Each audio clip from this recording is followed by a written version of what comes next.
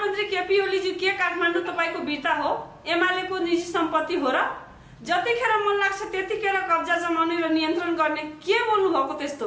जेठ 15 गते काठमाडौँ नियन्त्रणमा लिने भनेर तपाईले एमालेलाई निर्देशन दिनुभएको भिडियो प्रति मेरो घोर आपत्ति छ। देश नै दशकौंदेखि लुटिरहनु भएको तपाईले जेठ 15 गते काठमाडौँ जम्मा 3 घण्टा नियन्त्रण लिएर के गर्नु छ?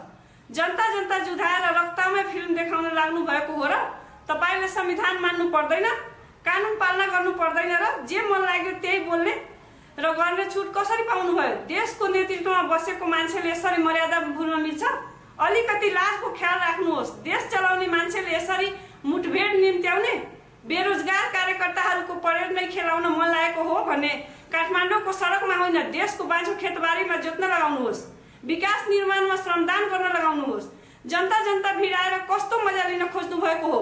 के तपाई देशमा रगतको खोलो बगेको हेर्न चाहनुहुन्छ हो? देशको शान्ति सुखमय र अमन चयन कायम गर्न जिम्मा लिएको व्यक्तिले नै यसरी खुलेआम जनता भिडाउन उत्तेजित भाषण गर्नु आपत्तिजनक छ। यो अक्षम्य हो। म आग्रह गर्न चाहन्छु तपाईले तुरुन्त आफ्नो अभिव्यक्ति फिर्ता लिनुस् र जनतासँग माफी माग्नुहोस्, नत्र जनताले प्रतिकार गर्न ढिलाइ गर्ने छैनन्।